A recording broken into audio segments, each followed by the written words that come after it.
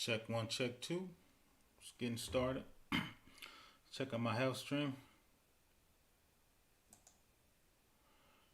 Just trying to get it going. Happy Sunday. Just gonna get started doing some light stuff today. Checking myself on my phone. My team in there getting beat up, so it's gonna get class flowing. Just kind of gonna go over the few videos I went over this week, just for a few people to roll in. Hit me with a 1 if you hear me okay. Hit me with a 1. What's up, Helmet?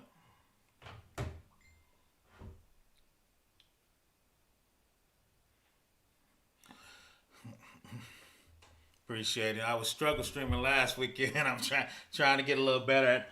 So while people rolling in, I'm just gonna go over a couple videos I put out today to let people roll in. Of course, if you got any questions, just hit me in the chat. You know, about cybersecurity, we can pivot. Princess C, what is up?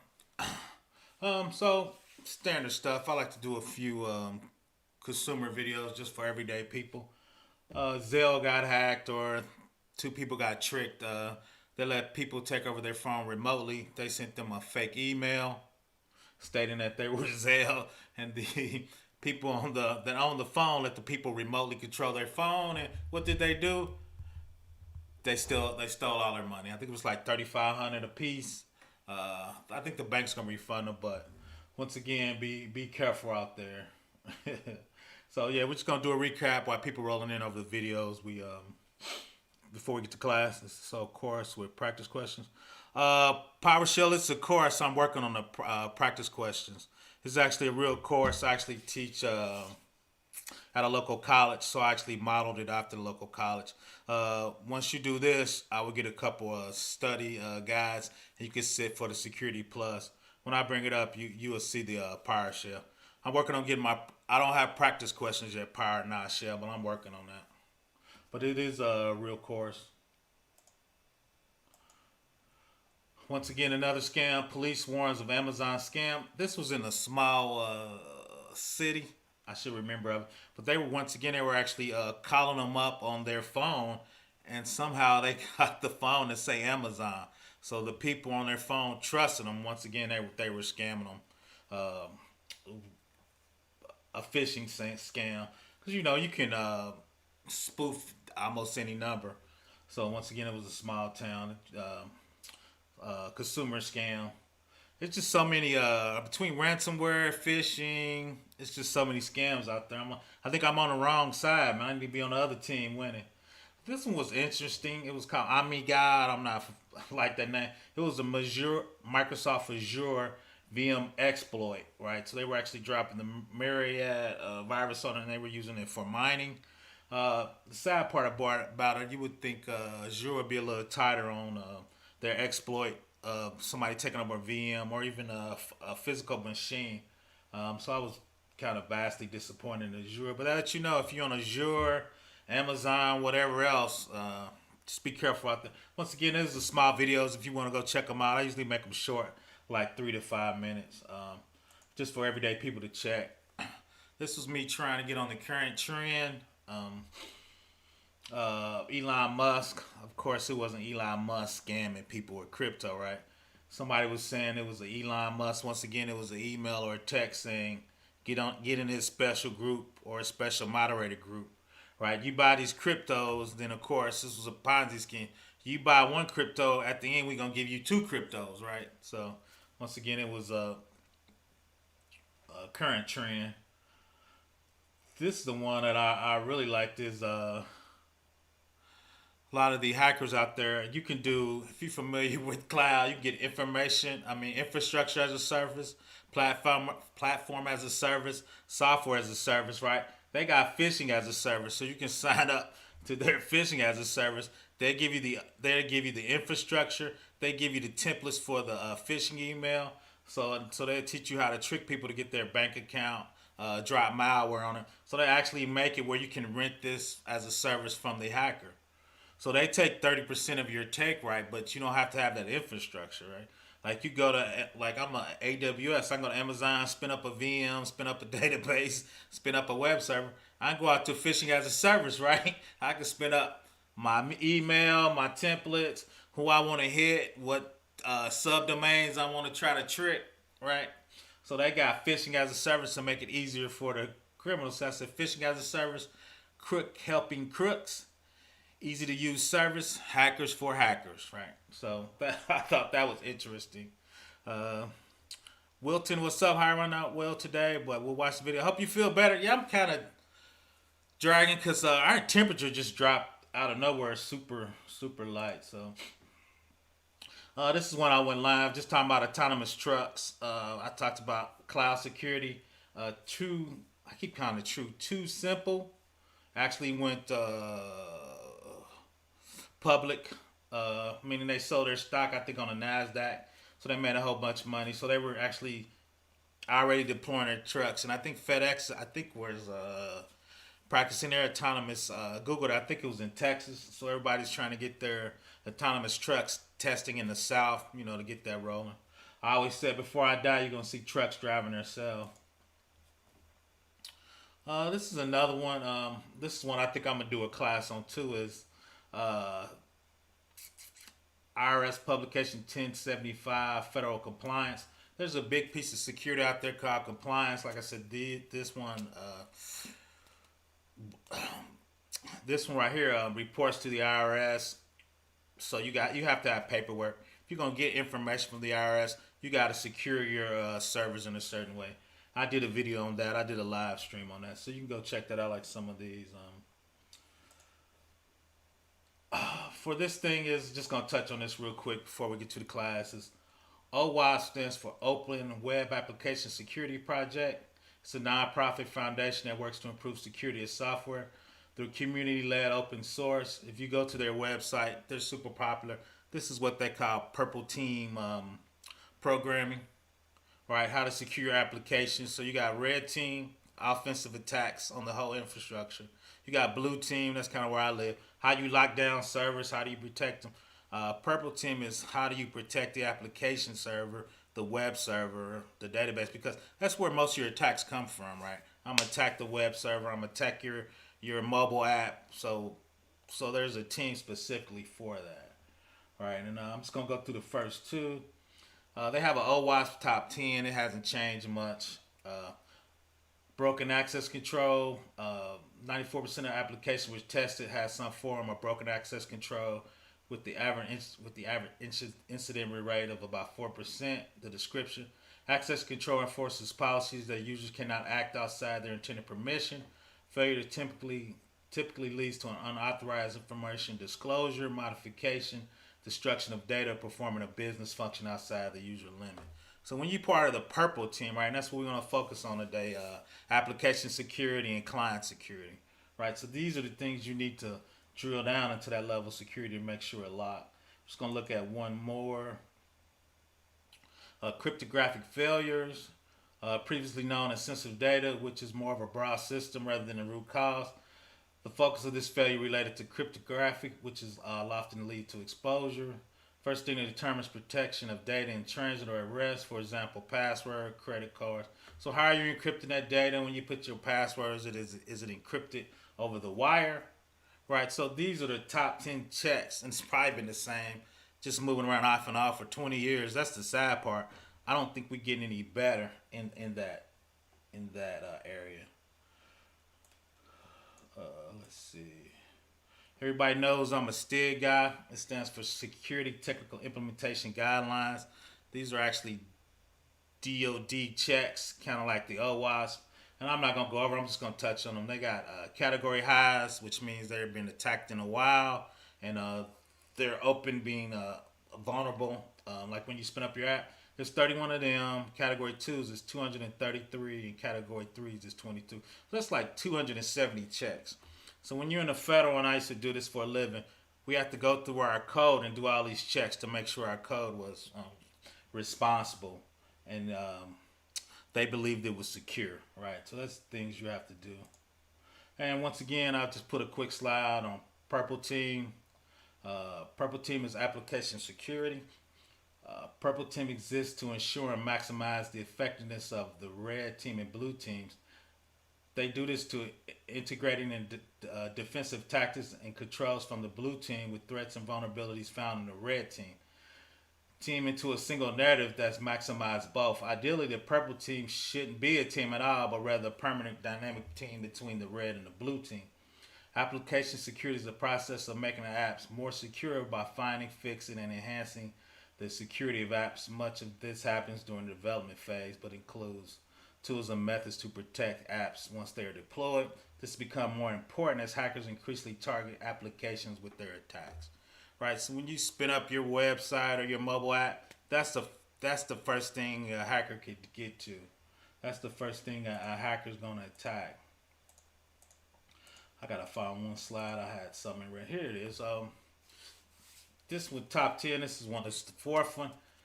Then we're gonna get into the slides for the class. Let me know if you got any questions. Like I said, I'm just kind of going a few things before we hit that class. Before we hit those slides. Insecure design. So we want to be very intentional now when we do websites or mobile apps, whatever we're doing in IT. We need to be very intentional when it comes to security. A new category in 2021 focused on risks related to design, architectural flaws with the calls for more use of threat modeling, secure design patterns, reference architecture. As a community, we need to move beyond shift left in the coding space to pre-code activities that are critical for the principle of secure by design. Right, so if you're designing, I can hear you fine, okay, cool. If you're designing an app, right, you should be using, like you said, design patterns, secure coding. Threat modeling is, I know, like we were looking through there, these are the top 10 attacks on a website. So the threat modeling would be listening each 10 of those attacks and going through your code to say, okay, these are the threats I know are going to happen to my code. Will my code handle this type of attack? Right? Very intentional. And I'm just going to read what's in the red, which I think a lot of people kind of miss. A secure design can still have implementation defects leading to vulnerabilities that may be exploited. Money's not infinite, right? So you got to figure out what risk is in your application. What do you have locked down? So hopefully it's not category ones. Those are easily attacked in a while, right?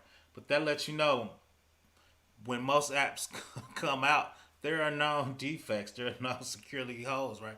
You should make sure each one of those are low and hard to attack. Right, so we about to hit the actual slides for today. So I just want to kind of go over that through that from a hard level. Let's see. Helmet piece welding, getting better. So only thing with volume is a bit lower. Let me talk up. Is that better, helmet? Let me pump that. I can pump the volume up. Let me know if that's a little better. Yeah, I can see it in the yellow. Let me know if that volume's a little better. I pumped it up in my OBS. I'm trying to get better at OBS. So that's it. That's what we're going over today. Client and application security. We touched on a bit of those, outside slides.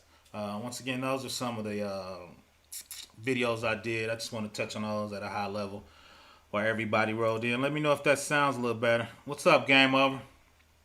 Okay, Helmut. Yeah, okay, all good. What's up, Game Over? Let's hit these slides. I always, you got a security question, security issue, security statement, just throw it in the chat. We'll go over it. Client security, mobile apps, browser, phone, people track you, IoT, right? You drive with your car's talking. I did the autonomous trucks, right? So if you're driving a truck, the truck is the client, right? The truck has the sensor. The truck's talking to AWS, right, to get maps and make sure it's up to date. Downloading the maps in case you lose connection, right? So all that's deemed as a client, right? So in the old days, a client was just a PC or a laptop, but now, in 2021, a client is various things out there, right? Once again, cameras that are tracking you, phone, mobile. Once again, I did a video, the truck driving, that would be the client, right? It's it's talking to AWS. I was surprised True showed that architecture of AWS, how that worked, how they're updating the sensors, how they're downloading maps, in real time. Uh, because part of that real time is road construction could be coming on. There could be an accident with Waze. So if the truck's driving itself, it says that road is closed. What's the alternative route, right? So all that's just built into to computers now, which is kind of crazy. Hardware system security, protecting client hardware environments and using different tools. Secure booting tools, hardware root of trust, preventing electromagnetic spine. That last one's kind of old. That's usually for green screens and. But the big part of this is we talking about the cloud, right? So this is the shared responsibility. So Amazon, Azure, Rackspace, Google, they're going to take care of this on their premises when they spin you up a VM, right? They're going to make sure it's secure boot. They're going to make sure they have a hardware root of trust, right? That's going to be on the cloud vendor. But let's be realistic. There's a lot of people with still hardware on site, right? I think in the next 10 years, it'll be like 85 to 95% of people with hardware is going to be on site. But I work in a lot of government agencies, and they still have a ton of hardware on site. Is Signal and Telegram really better than WhatsApp? Facebook metrics for privacy? I think so, Helmet. I haven't actually did I'm gonna put that on my list. I need to do a security review of both of those. I think so, but I'm gonna see if I can get some information from Signal and Telegram to see if I could do a security review of them. I do that a lot for my job. I review applications, so I'm gonna see if I can get some security documentation. Unless we do it online, we're running through his courses to see if, like we were looking at in the OWASP top 10, do they have the right level of encryption? Are they doing secure coding? Are they making sure passwords at a certain length? How are they saving information to your phone? Is all that information going up the cloud and nothing saved on your phone, Helmet? So I'm gonna put that down on my list and see if we can do an online security review of that. Just then we can talk about how do you do a security review in live and in person, right? So we can actually do that. But just my perusing of it, I think it's better because they're intentional about it. We'll check on that. Do we need something different? When we do the review, Helmet, we'll figure that out. Is there something better? Maybe we could create something, right? Shout out to Blind Guy, his wife, and their life. Just tuning in. I'm here for stories, just education coming. Somehow learning. It's all good. Check out my man. I enjoy their channel. I got to lose some weight. They were talking about going vegan, cooking, getting in better shape. So shout out to my man that came down with cancer. Meteorological reviews. That had me thinking a little differently, too, because I'm 53. I'm going to throw that up there. I'm getting old, so I definitely got to start eating better. So I got to get in there. So let's talk about secure booting. So we're talking about BIOS. A lot of people were confused because a lot of our hardware was created by China. So they thought China was sliding stuff into our firmware, corrupting our stuff, because when they're putting machines over there, you don't know what they're doing to those machines. And some firmware now, when you reboot and erase the disk, they got in a hidden spot in the disk and the malware come back. So we got to really focus on basic input output firmware used on early computers to hold boot process, the ability to update the BIOS with firmware, open the door for threat actors to create malware to infect the BIOS, combat the BIOS. A unified extensible firmware interface was developed to replace the BIOS in conjunction with the UEFI secure boot. Security standards was also created. The UEFI and the secure boot are computer checks the digital signature for each piece of boot software. If the signature is deemed valid, the computer boots. If not, the computer does not boot. So as if you know what a boot is, there's sectors and firmware and different parts of the operating system comes up. So they say in the UEFI, each one of those has a special signature that the computer knows. If somebody tampered with that, the signature wouldn't match, right? And it wouldn't boot. The cool thing on that, though, is once again is if you're in the cloud, I do not a lot of business. I do designs for AWS and Azure. They have that covered, right? They're used to making sure that's locked down from a security perspective. If you ever look at their security model, it's called a shared model, right? AWS is responsible for some, and you're responsible for some, right? So that part, this part we're looking at is what AWS and Azure will be responsible for, right? BIOS, MBR is master boot record, bootloader, then the operating system, right? So appreciate this. I'm going to find time the whole place. Oh, true. Anybody out there? I have all these actually in a playlist. My man at the top. I'm hoping to get some questions out there and get some labs out there. This is my first time kind of doing online. For people who don't know, which most people know, I'm actually a professor at a local college. I teach Introduction to Computer Security, which this is based on. I think I'm gonna do a forensics class next 6 weeks. Introduction to Forensics.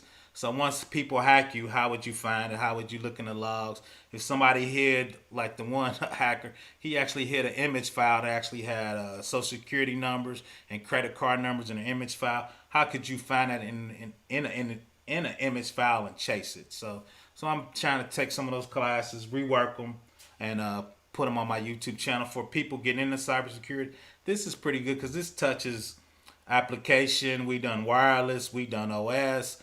Next week we're gonna do the paperwork where we talk about disaster recovery, business continuity. So this course I'm kind of rebuilding it. I modeled after what I'm teaching. You touch every piece of cybersecurity, then you can figure out which piece you want to get into, right? Or you might be like, I don't want to get into any of that, but we touch on each piece of that, right? So now I'm gonna start bringing in.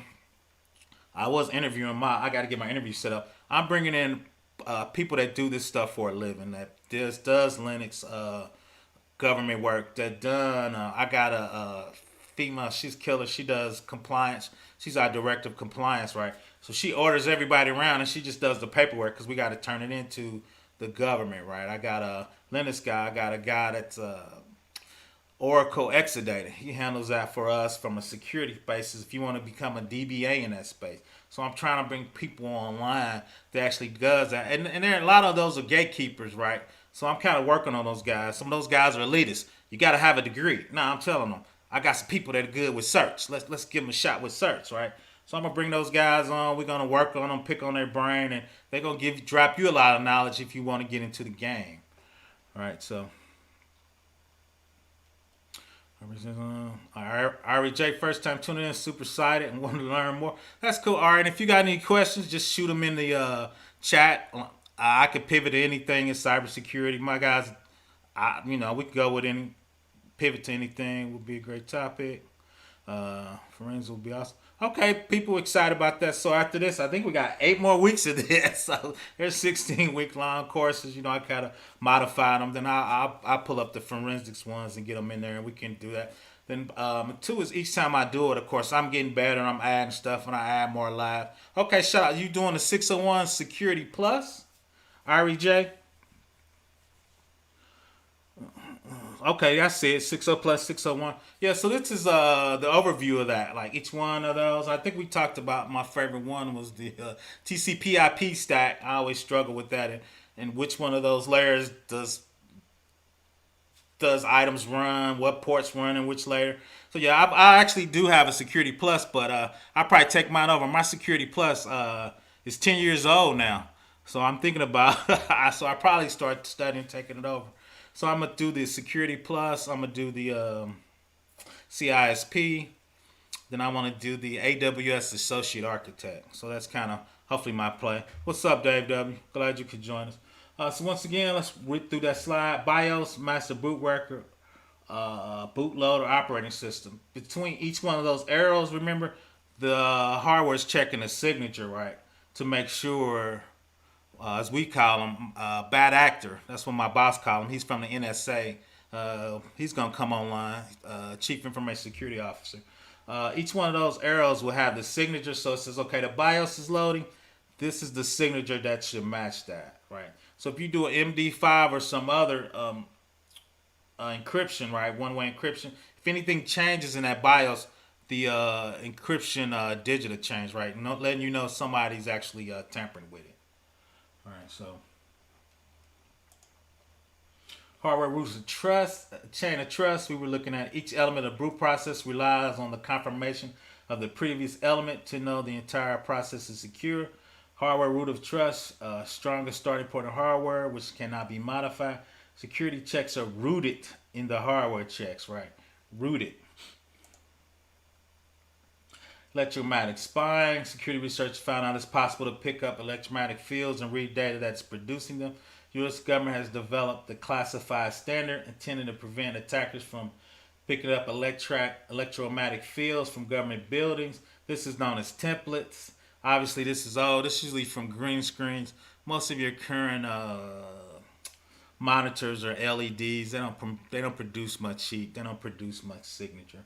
So this is actually an older slide. But when you go to big government, they still actually put that template metal inside the drywall when they put up inside data centers, right? Just to double check that, just to make sure it's not secure. But that's actually an old form that doesn't happen very often.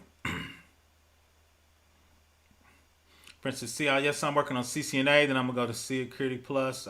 CCNA is a great place to start because any secure data model is gonna start with networking.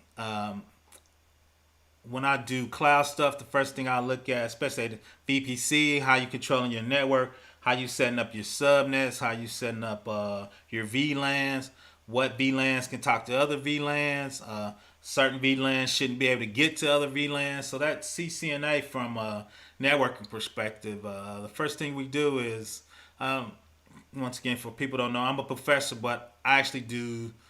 I'm a security analyst at a large government agency. I worked at DoD for 11 years doing web application and web design, and part of that was to do security coding, like we were talking about, Little Purple Team. That's where I cut my chops at. So for little people, can check on my background that are new.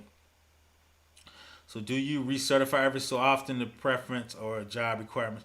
Blind guy, what they usually do is you have to take continuous education classes, which I did them, but I forgot to file them. So each, like 501 to go to 601, they assume you taking certain education requirements that'll keep you up to speed. So you don't have to recertify as long as you keep your continuous education up. And I think you got to have 10 credits a year. I think I need to look that up, but I think, yeah, you gotta have so many continuous education credits. The cool thing, since I teach, which is stupid, I could have just sent them me teaching an education class and me working for the government. Every year I have to get certified to touch federal data, so I have to take we call it security training. I have to take like 12 modules every year that will go towards that. So uh, do you buy the book 601 to Study from CompTIA? I heard it wasn't good. I have not started studying. I'm still using the 501. I actually looked it up online. There was a couple domains that they dropped and they actually changed it that was fully different than 601. So usually what I do is my job gets me LinkedIn Learning. So LinkedIn Learning seem to have a couple decent security plus videos. Then a friend of mine said the EC-Cure has 1,000 questions in it, and he was using that test bank. He said that was excellent for the. I'm sorry, that was for the CISP, but I think that would be the same for the Security Plus, too. This one's huge now. Supply chain. If you go back to Solar Winds, that was big supply chain hacked. How do you verify your supply chain? How do you know what people are you're doing good? If you look about 10 years ago, it's my favorite one I always show my students is the casino in Las Vegas was hacked out of the fish tank. The fish tank was connected to the internet because it was the salt water. The hackers came through the fish tank, then jumped on a VLAN and got to their database. So shout out to the CCNA. You shouldn't be able to go from the fish tank, which should be separate in a commercial VLAN, and get to the back end to the system database. That's why you need to control your network traffic. That's why networking as a security posture is so important. And that's why I'm not a master of networking, but I understand how it should be configured, subnets, VLAN. How do you control traffic? How do you make traffic coming from other things, right? Because most people in a regular building have a guest network, right? You log on a guest network, you never get to the production network, right? So I expect REJ to set that up right so we don't get hacked. About the five, yeah. A lot of people bought the 501 Inspire. So then I watched all the Professor Messer 601 for free. That's cool. I still would get a small study guide for 601. They usually have the quick study guide that has a lot of questions in it off of Amazon. So I usually do that. Did you like Professor Messer's 601 YouTube stuff? So the supply chain infection, a network that moves product from the supplier to the customers. Different steps in the supply chain open up the door for malware to be infected in products during the manufacture or storing. That's called a supply chain infection. A supply chain infection are considered dangerous. If malware is planted in the wrong firmware or device, it can be difficult or impossible to clean an affected device. Users may receive an infected device at the point of purchase unaware of the infection. Cannot be easily prevented. Right, so that's supply chain. Right, and I'm on topic but off topic. I believe if you look the last couple months, farms has been being attacked by ransomware. I think the food supply chain is going to be shut down for about a month coming up. I think Russia and China is going to shut down the food supply for what? Don't panic. Just get you some extra cans of soup. Get you some water. Because if you look, JB meat supply, they were shut down for 3 days, and they ended up paying $11 million because they didn't have the infrastructure to even try to fight the malware, right? So they actually paid to get the key. I think if Russian attack us, they're not gonna take the money. They're gonna leave us shut down, right? So once again, that's a different type of supply chain. I just tell people I think the food's gonna be shut down. I think your electric grid's gonna be shut down for a couple weeks this winter. So put it on down. I might be reaching. I just got a little generator and a little heater I can plug into my little solar panel I bought from Amazon. Just throwing that out, man. That's me hood prepping. That's all I'm saying. Hood prepping a little bit. So let's talk about the secure operating system. I'm just going to touch on each one. So when you do security, especially purple team, you're talking about application. These are all the things you have to worry about. Not all the things. These are just some of the things, right? Network OS, software that runs the network, firewall, routers, or switches. If you look at the last CVE, Cisco's been hit, right? Cisco had vulnerabilities where you could just take over the whole network, right? Server OSs, workstation OSs, appliances, kiosk, and mobile OSs, right? So those are all the things we have to protect from a security perspective. If any one of those are weak, you could be toast, right? So when you part of the blue team security, and you talking about chief information security officer, security analyst, compliance, right? These are and these are just some of them. This is not everything, but those are some of the big things you have to make sure that you have locked down, right? We were going over the OWASP top 10. We talked about the sticks. Each one of those OS has about probably 150 or more checks on each one of those devices, right? So when you talk about security, it's just not networking. It's just not application. It's just not the web server, app server, database. All those items has to be checked, right? For security, if any one of those are weak, we're toast, right? We gonna get hacked and everybody's gonna get fired and we're gonna have to go home, right? Typical OS security configurations: disabling unnecessary ports and services, disabling accounts and passwords, employee lease functionality, application whitelisting and blacklisting. Instead of creating the same security configuration on each machine, tools can be used to automate the process. In Microsoft Windows, a security template is a collection of security configurations and can be deployed to other devices, right? So if you're talking about Windows operating system, talking about GPOs, right? Those are groups, and you can put them on every server. You put them in a OU, organization unit. I could put these are the settings. I'm a STIG guy, and if you go on my thing, I have STIG Windows 2016. I think it was 325 security checks that went into Windows 2016. We call it STIG, and those were the individual checks to lock down that device, right? So security from a high level is a lot of times is I don't do the actual security myself, right? I delegate that, right? Because I'm decent in Windows, but I'm not a Windows SME, right? I work with a Windows 2016 server, so I give him the checks, right? He can put on most of the checks. Some of the checks gonna break the app. We gotta do mitigating control. We gotta talk about the apps. But when you're a security analyst or a CISO, right, you delegate that work, right? So the people I bring on my channel is the people I work with or I've worked with in the past, the DoD. They're SMEs in that area, right? So I got a Linux SME, right, that I work with, right? Because when you talk about a small system, you're gonna have about 4,000 checks, right? When you do, I call it big boy security. You're gonna have about 4,000 checks, right? When I report to DoD and the IRS, those checks go roll up to about 8,000 checks. Why our infrastructure big, right? You talking about CCNA, you got to do Cisco. Then Cisco's got a F5 load balancer. They got their web application front end. They got two or three other Cisco products. Right? So we got to check all that to make sure it's doing security properly across the whole organization. Right. Part of my hood prepping is knowing for me. I have a Jackery and looking to get an actual Jackery power. Facts, man. I'm getting into that. Shout out to that. Like I said, power. Sometimes power go off in the city or not. I'm my neighbors use it because I got these battery powered lamps. So my whole house is lighted up. I got a generator if I need to. It's gas. I can go in the basement. I got a room that's lined, so it's gonna be super warm even in the winter. So shout out to the farming.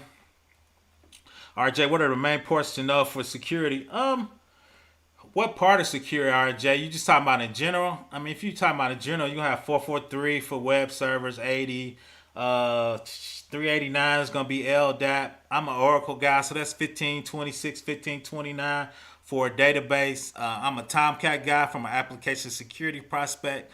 So Tomcat runs on 8080. Apache, which is gonna do my web page. Once again, it's gonna be 8843. So I'm gonna generate statistics. So it really depends on your RJ. Usually depends on your environment, right? I think Active Directory. I gotta look. I think that's 5289.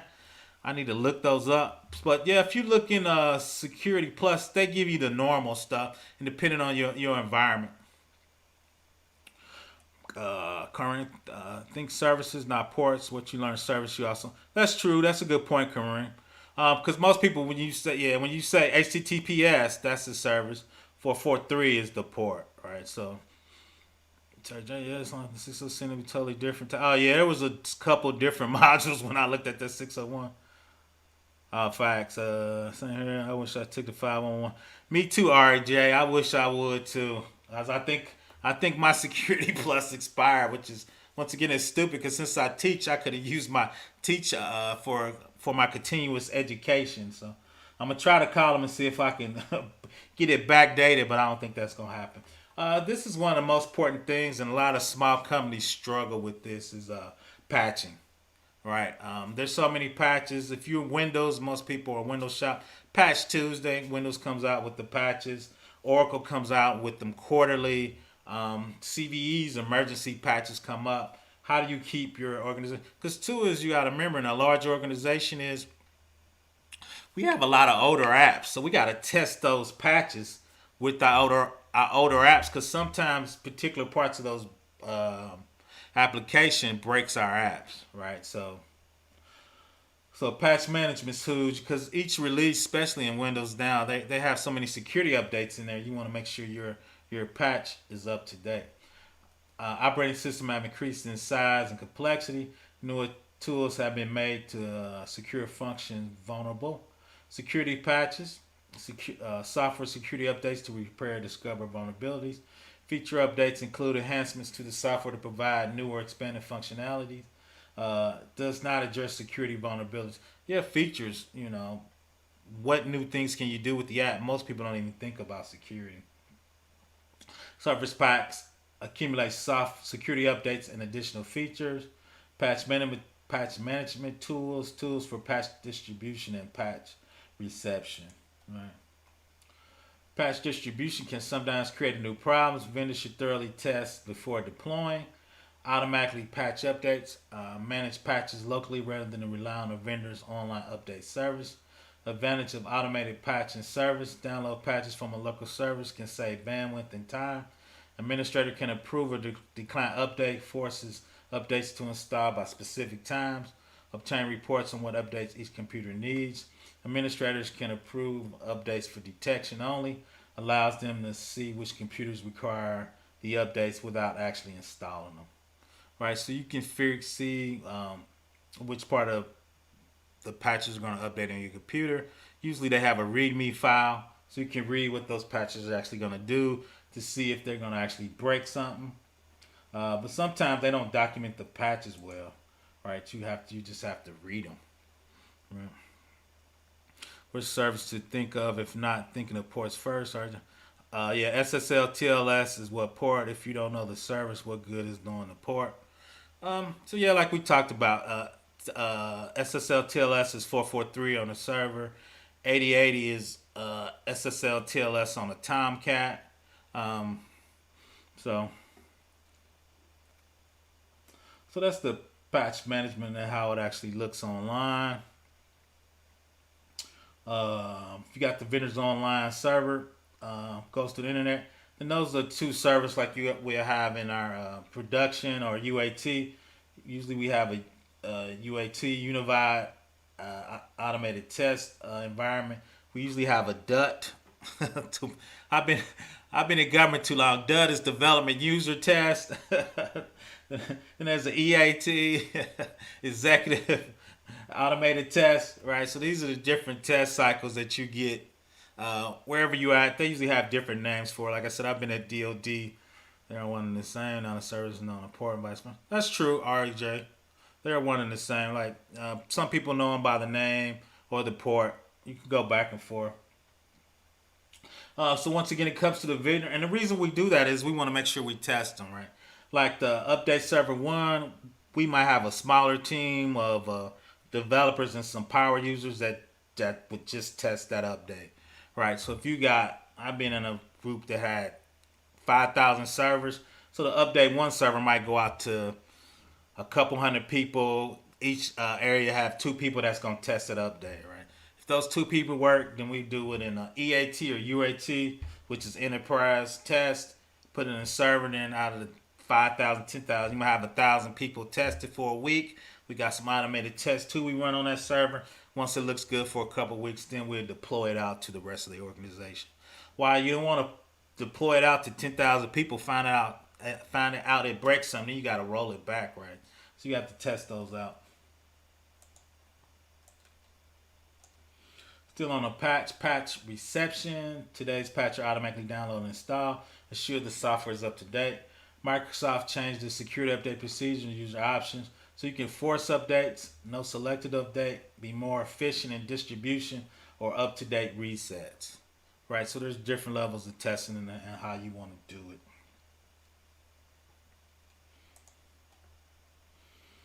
That shows you check for updates, backup, recovery. That shows you right there the Windows patch screen. To be honest, I've never, I've seen it on the slide, but I've never seen one in real life. Like I said, I usually delegate to the SMEs of that area what I need them to do from a security perspective, what checks I want them, what GPOs I want them, what GPOs is going to break production, and we got to break inheritance. How are we going to do authentication, Active Directory, Kerberos, right? That's what security will work with Windows OS SMEs with to get set up right for the organization, right? Anti-malware, this is so common. Every company has it now. It comes standard when you even buy a computer, right? Anti-malware software patches can provide security, antivirus, anti-spam, anti-spyware, right? That's just standard. It comes. Antivirus software that examines computers for infections, scan new documents that might contain a virus, searches for known virus patterns, right? That's the big take on that. Known virus patterns. The weakness is that vendor must continually search for new viruses, updating distributor's signature file to use. So the old pattern is I know the virus, I know the pattern, then I upload it to my virus protection, right? And it catch that pattern. But there's 0 days. People don't realize the hackers has the same virus protection to use. So when they create a virus, they run into the same malware antivirus you on, right? Because they buy it to see if it's going to catch their viruses, right? So that's a 0 day. If the vendor doesn't have that pattern, it's a new virus. That virus won't be in that pattern, right? A new approach to AV is called heuristic dynamic analysis. Use a variety of techniques to spot a characteristic of a virus instead of attempting to mask the virus, right? So if I got 20 viruses, even though that's a new virus, they can look at it and says, okay, that header looks familiar, that footer looks familiar, that code and how it operates in it familiar. I think it's a virus, and I'm gonna quarantine it, right? Every now and then you quarantine the wrong file, but right. So one AV heuristic monitor is called code emulation. Questionable code is executed in a virtual environment to determine if it's a virus. So depending on the speed you need it done is you take that document or virus and you put it in the sandbox. Then you click on it and you see if it actually has a virus. You see if it tries to move inside the sandbox. You believe like SolarWinds if it's trying to call to get a package, right, to a different server, right? So you trying to trace it to figure out if it's gonna call or if it's trying to go to a separate um, server that's not in your organization, right? That'll let you know it's a virus. If you're thinking it's something PDF or Word document, why is it calling out to another server, right? So the sandbox would catch it and quarantine it. Anti-spam, of course, we got on the mail gateways, monitor emails for spam and viruses. Some spam can slip through. Anti-spam filters are software trap spam. Anti-filtering methods create a list of approved and non-approved senders. Blacklist is non-approved senders. Whitelist is approved senders. Blocking certain file types. Bayesian filters divide email message into two piles: spam and non-spam. Right. So the organization I work for, we would talk about it, and they said they get 1 billion spam messages every week. Right, it's a pretty big organization, but 1 billion spam message a week. I thought they were bloviating, trying to be more important, but it's a. But my thing is, who clicking on spam and buying stuff, right? I can understand the if it's dropping malware, but if you know the Prince of Africa, the Prince of Zamunda, right? Are we really sending them money still in the spam? Wireshark, Metropolis. We use Wireshark not in this instance, but RAJ, she's gonna be the next big time cyber security CNA. So once she set up the VLANs and the subnets, I only want the web VLAN to talk to the application VLAN. I only want the application VLAN to talk to the database VLAN. Right? I got a VLAN just for the Linux guys, right? So that VLAN should only be able to talk to the Linux VLAN. I got my Windows on a separate VLAN. Why? Because if my Linux VLAN gets hacked, they can't at least get to my Windows servers, right? And if my Windows servers get hacked, they can't get to my VLAN servers, right? So they call it talking to east and west traffic. Right now we get into the zero trust networking. We're gonna talk about that later, but when you set up President Biden actually put that in his executive order. I did a video on that, but how do you protect your organization, especially how do you protect a government agency? So I will use Wireshark to make sure RAJ's got what VLANs I want to talk to VLANs and what VLANs can't talk to, right? So if I'm on the network, the Linux network, I'm gonna put the IP's address for the Windows servers in there, right? Because they're the admins. That VLAN should not be able to get to the Windows VLAN and vice versa, right? So even though I know those IPs, if I put them in, Wireshark could come back and say denied. Right? If they come back and RJ might have a little problem with, sit down and say, all right, these VLANs shouldn't talk to these VLANs, right? So that's what I would use Wireshark for. And two is Wireshark. If you looked at it, if you're ever using, and I might do a video on it, you could put IP address ranges in there, right? So I could say this is the Linux range, this is the Windows range, this is the web server range, this is the application, Tomcat range, this is the Oracle or MySQL database range, right? So I want to have that documented and test that to make sure, all the network traffic is being controlled. So Wireshark will be excellent at that. Anti-spamware helps prevent computers becoming infected. Pop-up, small windows appearing on websites, usually created by advertisers. Pop-up blockers separate programs as part of anti-spyware. Incorporates within. Yeah, there used to be pop-ups, and they would be blocks. Cause I'm older. I'm in the '90s, man. When you talking about Windows 95, you hit a button, you had like 20 windows opening up, right? Advertisers trying to sell you stuff. They just disrespecting your whole computer, right? So now they built that in now, so you don't even have to worry about it. It's built into Chrome and all the browsers now. It's not as big as a deal as it used to be. So trusted OS, OS hardening, tightening, security during the design of coding. We talked a little bit that STIG, CIS, best practices. Trusted OS, OS that's been designed through OS hardening. You got least privileges, reduced capabilities, read-only file system, and kernel pruning. Right.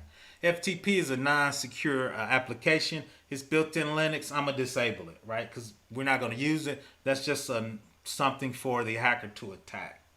Right. So you got to go through when I'm on a web server, I'm gonna disable everything that doesn't have to do with the web server. Right. So I'm gonna just start cutting stuff off if I'm gonna need it. I'm gonna start blocking it if I'm gonna. Why? It's called an attack service. The more services I have, the more ports I have open, the more services I have open. That's the way for hackers to attack me, right? The less I have open, less attack surface, right? Smaller attack surface, then it's harder for the bad guys to take over your server, right? Typical periphery devices to be secure devices: SD cards, digital cameras, external storage devices, multifunction devices, and display. The big thing, which I've been doing a lot of, is MFD, multifunctional devices, which is copier and printers that are in big companies. Why? They have a hard drive in them when you scan. If you scan in SSNs and you're emailing them to somebody or you scan them into PDF, all that gets saved to a local hard drive inside that copier.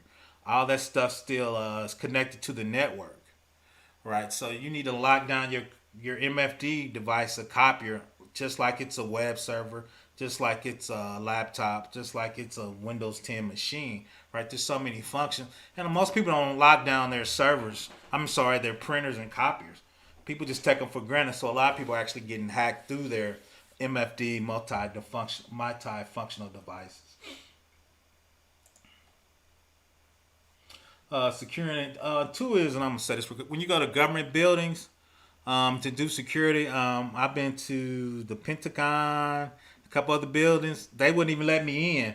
I got in like the front door and I had to sit in the lobby. You have to put your phone into a static bag and they actually put it into a locker unless you have a high level security. At the time I had medium. High level means you actually have to take a polygraph test. Right. So depending on your level, right? So secure digital information. Once again, those cards, there's different families. SD, SC, HC, XC, and IO. SDIO is a storage card with an integrated wireless transmission, right? So as you storing cards now in your phone, you can actually wirelessly connect it to your server, right? So as you take the pictures of your SD movies or pictures, you can update it to the server. So if you could do that as a hacker, I can get on your your SDI card, hack it, right? Then I can get those pictures you're taking of or those movies you're taking of, right? Wi-Fi enabled micro SD cards. That's the SDIO devices used like a digital camera. And security for SDI cards is the same for securing a standard Wi-Fi network. Why? Because you're connecting that information to your network to move that data, right? So once again, digital cameras, internal storage drive, external cards, standard speed. You can have ultra speed, video speed class. Protecting data on your SD cards can be accomplished. Password protecting it using encryption. Write protection of card by moving a small external switch to the open position. So those are different ways to Lock down your digital camera. External storage device at risk for encryption for crypto malware. Encrypts all the files in your network or attached devices that's connected to your computer. Included secondary hard disk drives, USBs, NAS network attached storage devices, network servers, and even cloud-based data repositories. Right. So since I work in a government installation, you cannot go to Dropbox, Apple Cloud, or any of those uh, commercial cloud vendors without explicit approval of the security team. Any of the computers we use that have GPOs, we block all the normal commercial Dropbox. Why? You can easily steal a bunch of information and put it on Dropbox. And even a lot of people, even if you're not stealing it, you can put it out there by accident because you're working on it, and then you can have it open up to other people you're not aware of. Right. So we're really USB drives and cloud-based repositories. We really try to block those, right? Because a lot of people bring in malware from that unknowingly. This is just a slide talking about external USBs and ATA drives, secondary hard disk drives, network attack storage drives, and cloud storage. Right, turn off automatic synchronization so the file plays to a folder are not immediately synced to the cloud. We ain't talking about syncing. We talking about blocking it to the cloud. All right, let's take it to the next level and block it. We just talked about the multifunction, printer, copier, and scanner located in the MFD in a secure area. Configure the MFD security in mind, changing any default passwords, turning on hard drive encryption, requiring our store images to be purged, setting device to receive the latest patches, separate the MFD print server from the network server, link the print management software to existing data loss prevention. So DLP is data loss prevention. So if somebody tries to, because a lot of those MFDs, you could put email address in there, and whatever you scan or copy would go to their email. So DLP, when you try to send out the email, it's going to see if it has social security numbers on it, bank accounts. If the DLP sees it, it's going to block the MFD for sending it. Right. Minimize the risk of paper theft by securing job release. Make use of semi-visible watermark technologies, and when disposing of internal hard drives, should be wiped, removed, or destroyed. So when you send our copier out, or we get new copier. Um, since I used to work for the Department of Defense, you actually have to drill a hole in that from the copier company. Then they had to send you a, we call it attestation, stating that they drilled a hole through the disk in the copyright because they want physical documentation of that. Displays, often considered passive. Security research has demonstrated threat actor can target the firmware in your monitor and can enable attacker to view what is being projected in the display. Physical security, external perimeter security, internal physical security, and security for protecting the hardware device itself. So, I'm usually light on that too. Is when you go into even a commercial organization, do you have to badge in? Does visitors have to sign in? Does visitors have to have a badge that is red so you can tell who's a visitor that's walking in? Right, all that's part of physical security. We're gonna touch on it. External barriers that includes barriers, guards, and motion detectors. Right. So when you walk in a facility, if people see people with guns or people walking around, right, that's gonna deter them. Right, unless they're a nation state and they're really trying to get some. Um, Fencing, using a tall perimeter structure. Cage, usually for your all our servers, VMs, and physical servers. You have to be in a cage, right? And that cage has to be locked, right? So if somebody gets into the computer room to actually steal that, right? And you got webcam in it, right? You have to get in the cage. Barricade large concrete ones should be used. Boulders are sharp but sturdy vertical posts that are used for vehicles. Barricades to prevent cars from ramming into a secure area. Right, everybody's seen these in front of buildings. Usually highly secure buildings. They're pretty standard with the bowlers.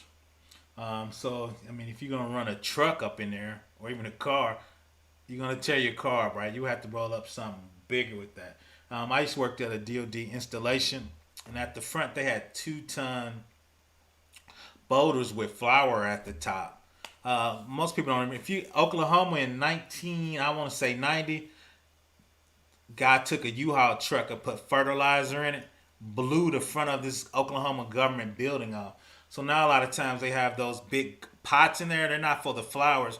There is, if you set a bomb in front of that building, that those 2-ton flower pots are gonna block that blast back, so you won't rip the front of the building off. All right, so I should have took a picture of that or showed a picture of that. So those are things that are in front of a building. And I never forget this. I was working at DOD, and this old lady got confused because they were doing construction, and she was driving up on the grass towards the building, and security was running out with their guns locked. I just thought it was going to be crazy, but the guy spotted her, just told her to stop. He actually got in her car and helped her back it up, but I just never forget that was just ugly because she was confused by the construction, and she was on the side of the grass heading for the building, and these guys came out there. That's probably 15 years ago. I remember like it was yesterday because I started running. I'm like, this ain't gonna be good. But those are some of the physical things as part of security.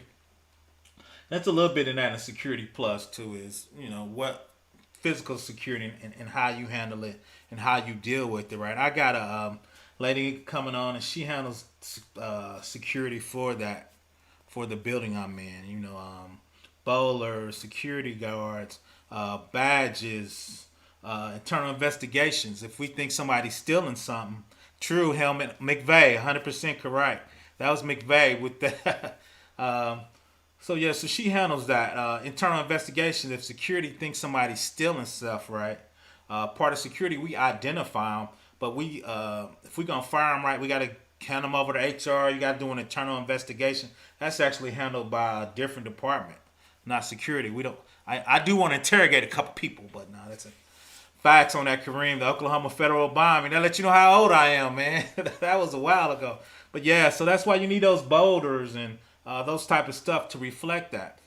I mean, granted, that's probably what 20 years ago. Yeah, maybe 20 years ago. So that hasn't happened again. But people think of that in mind when they're designing buildings and what they want to protect. And two, it's weird now because I've been in a security game. I look for stuff like that. So number one, if I see that, I feel good. The security's good. Number two, if I see that building means that's a high value target, right? You don't set that up unless you think it's gonna happen to you, right? So, wow, almost 30. Damn, I'm getting old, Metropolis. I'm getting old, man. Motion detectors determine an object change in position in relationship to the surroundings. The movement usually generates an audible alarm. So you can have visual, CCTV, radio, radar and microwave, vibration, sound, magnetism, and infrared. So ones I usually see, of course, is visual. Everybody has webcams now in this data center and on the outside of building. I usually see infrared a little bit, passive. So when you open up the data center room, right, you get that being or that ring, right, that it's been blocked, so somebody's coming in the room. Once again, door locks, access logs, and man traps. Door locks are standard key entry, provides minimal security. Deadbolt locks provides additional security and requires the key to be open. Cipher locks are combination locks that are used that must be pushed in the proper secrets. Can be programmed that allows certain individuals' code to be valid on specific dates and times. That's positive. So these are the standard locks: residential, deadbolt lock, and so a lot of rooms that we have secure, right? We want to have the deadbolt lock in there. Those are standard. Two is in the old CISP, they should see if you could pick locks. They used to be on your test, which is weird to me. Key management keeps track of keys issued and require users to sign their name. Receives the proper approval of supervisors. When making duplicate of master keys, mark them do not duplicate or wipe out manufacturer serial numbers. Secure unused keys in a lock safe. Change locks immediately upon loss or theft of keys, right? Which doesn't sound hard, but when I was in the building we had 400 programmers, so to keep track of keys becomes a monster into itself, right? Access laws, we talked about this. Records individuals who have permission to enter secure areas, records time they enter and left. Today, cipher logs and other technologies can create an electronic access log. Man-trap separates a secure from a non-secure area. A man-trap device monitors and controls two interlocking doors. Only one door may open up at any time. Used at a high security area, such as a cash handling areas and research laboratory. So when you go into casinos, big banks and stuff, so you come in that you lock. Usually there's a CCTV with a camera. I went in one, and when you went in the door, there was a camera, and the guy from another state had to actually buzz you into the room, right? Which I thought was fabulous. Let's see, 1995 during Clinton administration. A lot was going on around the country in general. Tech world admit true. Kenya, U.S. True bomb in 1998. This is a protected distribution system, a system of cable conduits used to protect classified information being transmitted between two secure areas, created by Department of Defense. Two type of PDS, hardened carrier conduit constructed of special electrostatic metallic tubing. Alarm carriers specialized optical fibers in the conduit that sense acoustic vibration that occurs when the intruder is attempting to gain access. So basically, you can Google this. I think it was in the Obama administration. The government actually tapped Google, Amazon, and Azure because they had dark fiber running between their data centers. Too, if you look at especially Amazon, they have local data centers within 100 miles of each other. It was dark fiber with tubing like this is. They wasn't encrypting the data in it, so the government actually tapped into their underground dark fiber and just copied all the information as they were remote copying it to their backup sites. So if you were on there, you were in any company, they were just sucking data out. So they came up with this to figure out if anybody was messing with their cabling, tapping into it. And also, that used to be one of my security questions. Any data that you replicating to your off-site, your DR, disaster recovery site, anything needs to be encryption in tangent. So, computer hardware security. We just got a couple more slides. Computer hardware security, the physical security protecting the hardware of the host.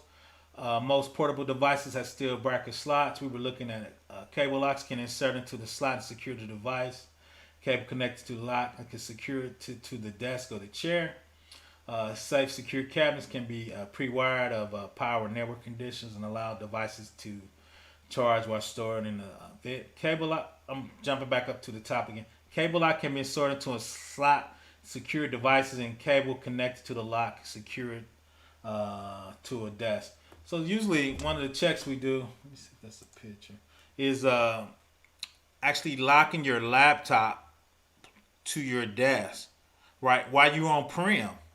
Right, because in the 1980s, the janitor crew was killing everybody. The janitor crew was stealing laptops, and nobody could figure it out till they look on the webcam. So now one of the checks is you want to take your, looks like a bicycle lock, stick it in the side of your laptop, take cable, hook it to your desk, right? So to steal your laptop, right, they would have to cut the cable or steal a whole desk, right?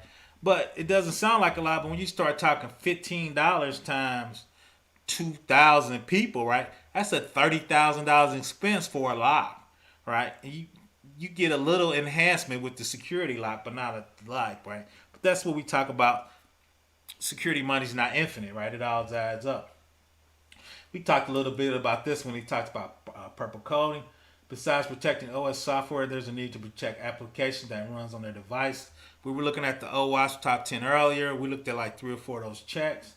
Aspects of application, security development, secure coding techniques, and code testing. I think we looked at the SQL injection. I think it was broken authentication, and they talked about secure coding was one of the 3 checks. Talking about the OWASP top 10, right? That's purple team, right? The purple team is going to focus on just the application security itself. Why? It's probably the biggest attack surface that people can get to. Uh, Application development, developing, testing, staging, production. We talked a little bit about that when we talked to patching. You got your development environment so you can test it. Same thing with application code. Everybody, waterfall is old. Everybody's agile. Everybody's doing stand up. Everybody's doing ITIL. Right? Those are just some of the newest programming techniques. I programmed for probably 20 years. Then I got into web server admin, application server admin. I did a little Linux. I did a DBA. But my first love is programming. I love programming. I actually started just programming in Java again to work on my Purple Team skills and to actually do some secure DevOps methodologies, security automation, continuous integration, immutable system, infrastructure as code, and baselining. Right. So security automation is I can have jobs say on the Windows operating system that if it's not in 443, don't accept anything from this server. Right. If this server is not set up to do 443, take the ciphers, put it on the server, rebuild the server automatically so it can only run 443. Right. That's security automation as a code. Right. Also infrastructure as a code. Provisioning the enterprise-wide configuration, development, and management of multiple types of IT systems. Deprovisioning and application development is removing resources that is no longer needed, right? So one thing we talked about is decommissioning users when they don't need access to that or they're fired, right? All of that. Same thing for systems. We don't want to have rogue systems out there running, right? Okay. RJ said, "Oh wow, that's crazy." Yeah. Metropolis, AT2 Facts. Game over. I've installed the cable trays for the company. Facts. Game over. I'm hoping you lock that down. Trey Wilson. Good afternoon. What's up, Trey? We wrapping up, but I'm glad you came.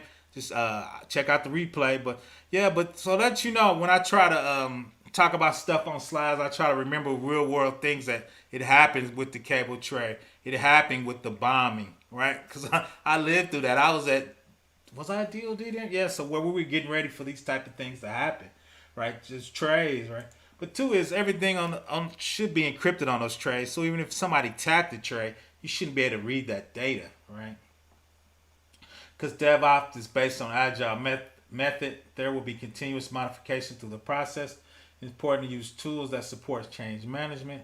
One tool for change management is version controller software. Of course, they're using Git. There's a ton of stuff out there for versioning. Changes could be automatic recording if necessary, roll back to provision versions of software. Right. So if you find some, you can roll back to our old version. Right. All that should be automated with code. There are several coding techniques that should be used to create secure application.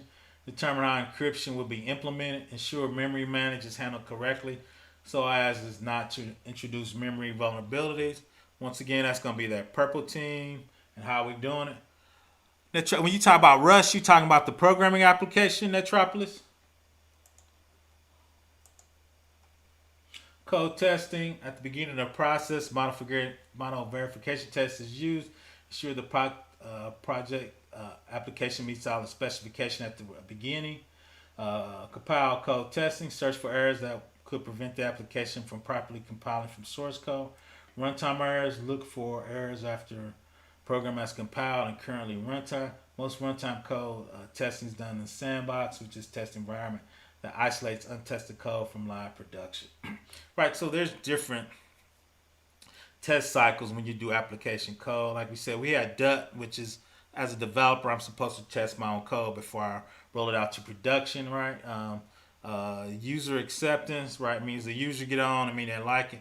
Then we did enterprise acceptance testing, EAT, because we had 400 to 500 programmers in 5 states, right? So we all came to one location, right, as an enterprise, because once you put all that code together, it's got to work, right? It's got to be no bug. You could test your part individually, but when you hook it all together, right, you got to test that enterprise code. Make sure it runs as connected. Part of that's performance, too. If it's supposed to handle 1 million transactions, you do a performance test, right? I've seen a lot of people code stuff. It handled 10,000, it handled 100,000. When you start talking about 1 million, or we was trying to do 1 billion records, stuff didn't handle it, right? So all that's part of code test. And the thing we have to do as security is we got to get our security requirements in that code testing. We can't let people say, "Oh, it's too late. Oh, it's gonna slow down the project. Oh, it's too complicated," right? So we just got to make sure we get the security in there testing too.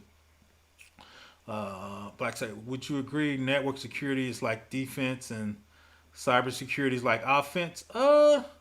Yeah. For me though, I agree with you, but for me, I put it all together, Black Cyber, because we only strong as our weakest link. So I treat it pretty much all the same. I got STIG requirements or CIS requirements. I'm gonna have like 3 to 5,000 checks on put one of those devices. But I agree with that because I was just talking to RAJ. She's gonna be our future Cisco wizard, so she's got to make sure only certain subnets and VLANs can talk to that, right? Black Cyber, we got to control our network traffic. I don't want my web VLAN to talk to my database VLAN. I want it to go through all applications. So RAJ is the next Cisco guru, so she's in charge of that. So me as a security, I'm gonna go to RAJ and make sure we set up right. And I'm gonna use, like Netropolis say, I'm gonna use Wireshark to look at the traffic to make sure, like you said, defensively it goes where I expect it to go. Right? Me, I do security programs, so we got to quarterback all those areas: web server, app server, database, Cisco, Linux, because we pushing our files to banks, Windows, because we got Active Directory validating that, right? So we need everybody to be at the same level, same intensity, and taking security at the be very intentional about our security. Static programs. I'm a Java guy, so I use PMD. I want to say EPMD. I was listening to some old school songs. PMD, it goes to your Java code and see how you're doing, right? Dynamic analysis, stress testing. Once again, performance. How many records can this handle? If I put a billion rows through it, right? And two is that's for DDoS, right? If I'm protecting denial of service, right? Part of that's going to be performance tests, right? If I get DDoS of a petabyte of data or a petabyte of pings, right? My design needs to be able to absorb that and continue to work, right? So integrity measures, assertion, making the design to be able to convince remote parties that application, right? So integrity measures, that's what I do. Like I said, I report to FISMA, DOD. I did one on IRS Pub 1075. So I'm about that federal life. So that integrity is what we have to do, a system security plan, and we turn it over to government regulations, and they have to sign on that. Give us an ATO, fancy word for authority to operate.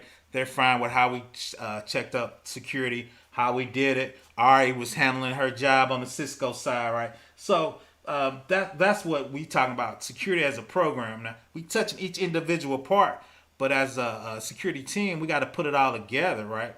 Because we know we're going to have some vulnerabilities. We're going to try to lock it down. And money's not infinite. It'd be cool if I can get infinite money. Then I can get all the Cisco cool products. Umbrella, Cisco, WAF, But, those products are super expensive. FireEye, all those, there was $250,000. I mean, Cisco big router, 10 years ago, we spent $250,000 on that stuff at DOD. I told them I needed one redundantly for DR. They started laughing. They're like, nah, we making some virtual. We making some virtual Cisco's. We're not going to buy a whole new physical system, right? Because that's $250,000. It wasn't in our budget. So that's it. Like I said, I think that's it. Let me know. Drop any questions on there.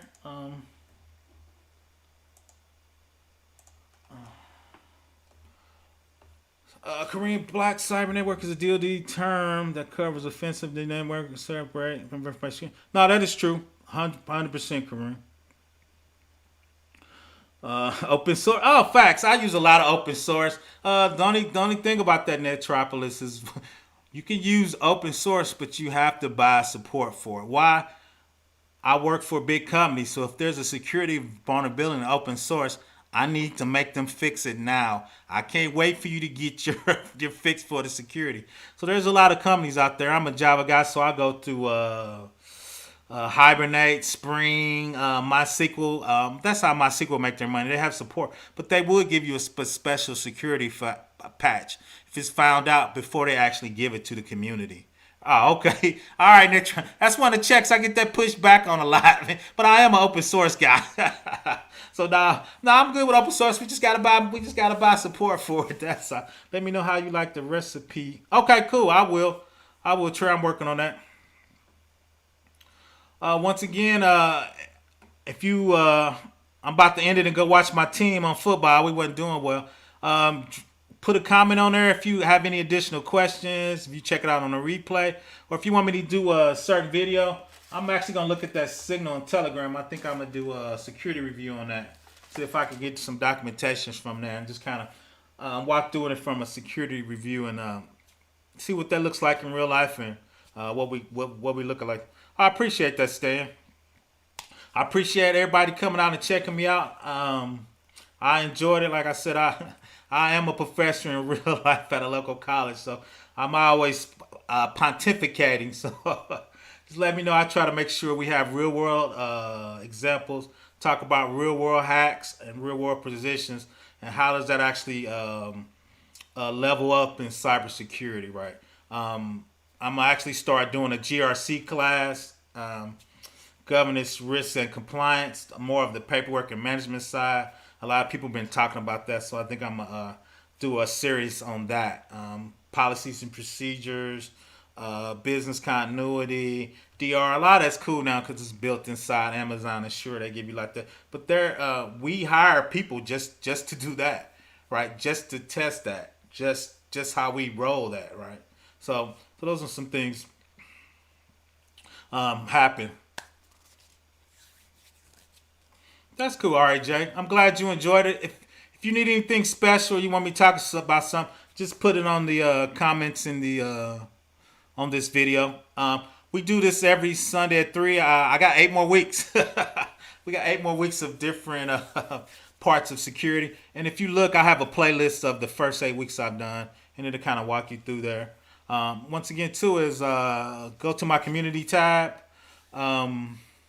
ProfessorBlackOps at gmail.com. You can always send me on email.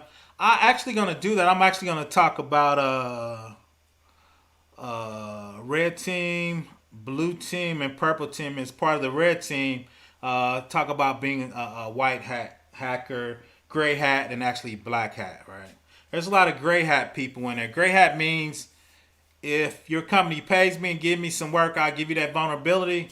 The other gray hat is if you don't give that work to me, I'm going to put it on the dark web and they're going to pay me. So gray's in the middle. My hat's going to get some money in it. Either the company going to give me the money or the crook's going to give me the money, right? So that's gray hat. A lot of people are not familiar with that. We actually had one of those guys reach out to Projec I was on. It was kind of weird. They was trying to force us to pay him.